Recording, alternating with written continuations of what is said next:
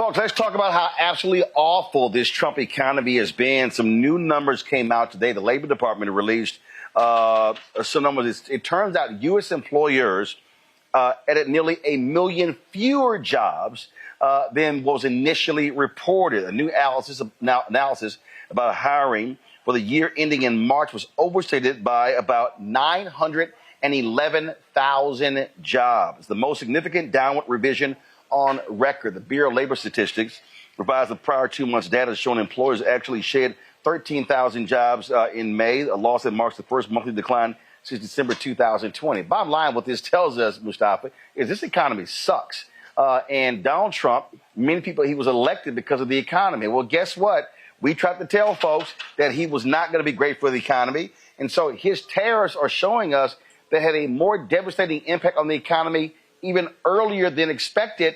And if people think that, oh, that's just a 1 month bump, no, we got stagflation. We're moving towards a recession. And so this idiot doesn't care. And I keep seeing all of these farmers whining and crying, now begging for a buyout. It's like, so now y'all want a buyout, but then y'all were against student loan debt and things along those lines. I'm sorry, thoughts and prayers.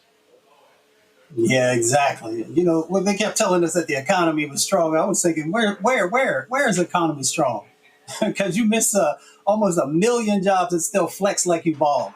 And then, you know, they show up like they actually showed up in a rented Bentley and have an EBT card in the glove compartment. So you ain't fooling nobody. They continue to try and manipulate the numbers. They continue to try and play games with us. And folks just got to make sure that they're continuing to speak out.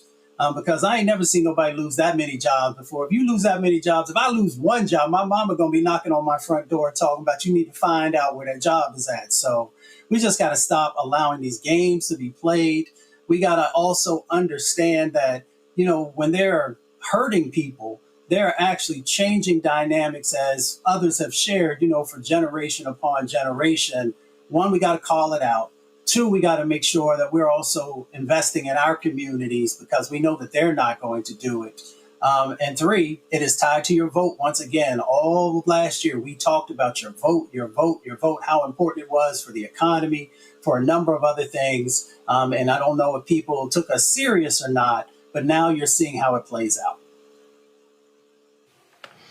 Oh, yeah. Randy, I mean, I'm seeing more and more of these videos, these MAGA people who just crying and complaining and, oh, my God, what's going on? And it's kind of like, you voted for this.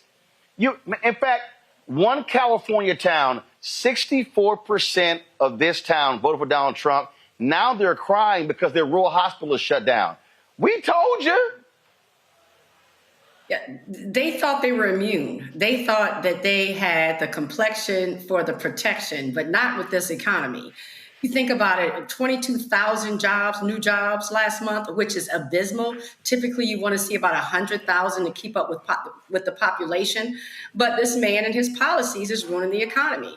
You now have industries that are being greatly affected by tariffs. You also have people who no longer are coming to visit America. Nobody's trying to come from another country here. And so our tourism is down. So hospitality industries are affected.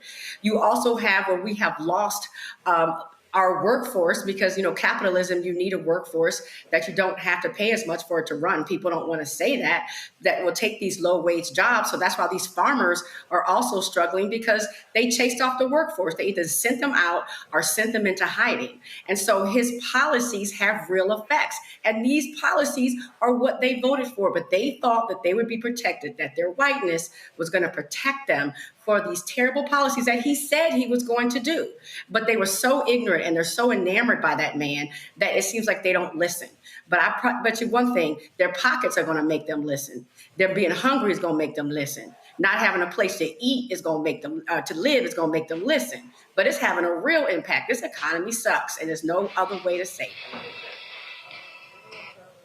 it. Joe, I'm looking at this right here. This came in today.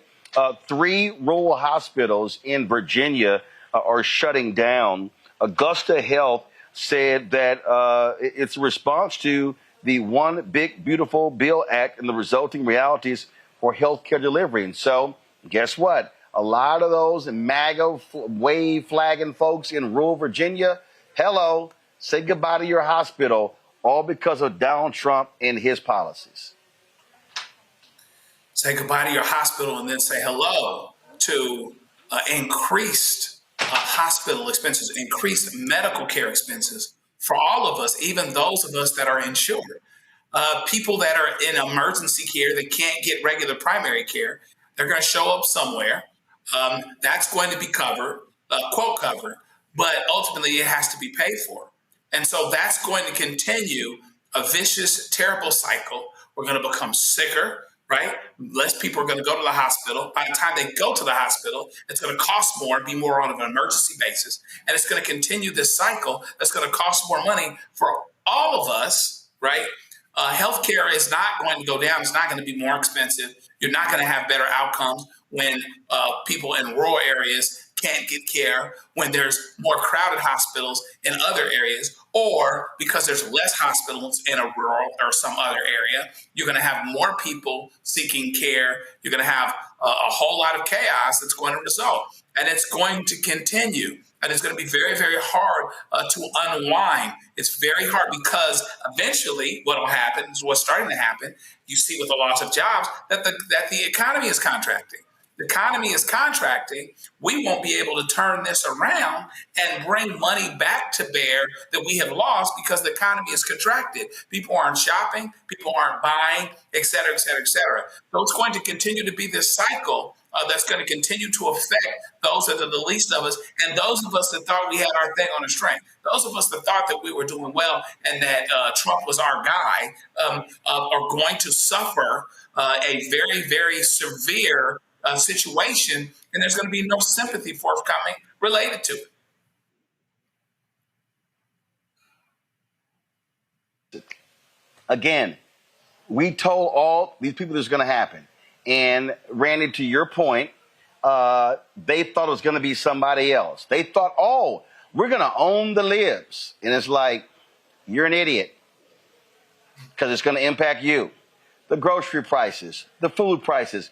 We saw this before the last time. He screwed farmers, and $25 billion in American taxpayer money had to bail them out. So they were shocked it happened again.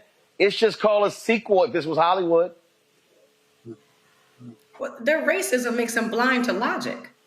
Their absolute racism makes them blind to logic. And so all they focus on is what he's going to do against everyone else. And so they got excited when he talked about getting the illegals out of here. They got excited when he went on an attack against DEI and affirmative action and, anything woke, as he called it. They got excited and they thought that they were part of the chosen people, that this boy who was this guy, this orange person who was born as a millionaire, got $1 million loan from his dad to bail him out on a few occasions, really has some relation to them, their Midwest or South or farmer values. And he doesn't care about them, but they do not get that. Their racism, I'm telling you, makes people delusional. It's an absolute sickness that completely melts any ability to think logically because he's told them what he was going to do. Project 2025 said what he was going to do, but they did not think it would affect them because of racism. And what gets me, Mustafa, is just a blatant lying. Donald Trump was on a radio show this morning saying, we have no inflation. Prices are down on just about everything. Prices are way down on energy. Dude, you're lying. He's literally lying. And these MAGA idiots, they just go, oh, I guess he's right. Well, that's also the responsibility of the press, right? Because they continue to allow him to share things that aren't true. They don't ask the probing questions. They don't make sure that there's a follow-up afterwards to bring the facts forward. And then we also have a responsibility. When I say we, I mean the American public. Because if farmers are catching all of this hell, then they need to make sure that they are continuing to speak out against policies that are not working for them. For the folks who work in the healthcare arena, they have to pull forward not just the statistics of people who are getting sick and who are dying, but also the folks who are now going into bankruptcy because they can't afford it. people who are going into the grocery store, you should take your phone and you should record all those prices that are there when you walk outside of that supermarket with 2 bags in your hand and it costs over $100. So we've got a double-edged sword that has to be utilized in this moment. We got to make sure that folks who have a responsibility for making sure the truth is being told on the reporting side of the equation, but we also have to continue to speak out against these failed policies and make sure that we are also not just speaking out, but once again, we're going to say it over and over and over again, give more deeper consideration into your vote and vote based upon what's going to make your life better and not just because of some racial issues or misogynistic issues. Start being more intelligent about how you utilize your vote. Hello, I'm Isaac Hayes III, founder and CEO of Fanbase, and I'm here with a very important message. We are at a turning point in the Black community where we must have equity in the apps we use that scale to billions of dollars. But this time, we own the infrastructure, we own the culture, and we shape the future. And Fanbase is the future. Fanbase combines the free functionality of Instagram, TikTok, and YouTube into an all-in-one platform built for the evolution of social media and monetization. With over 1.4 million users, that's real proof that we are shifting the conversation of tech ownership and equity for creators. So right now, I want you to go to startengine.com/fanbase and invest today.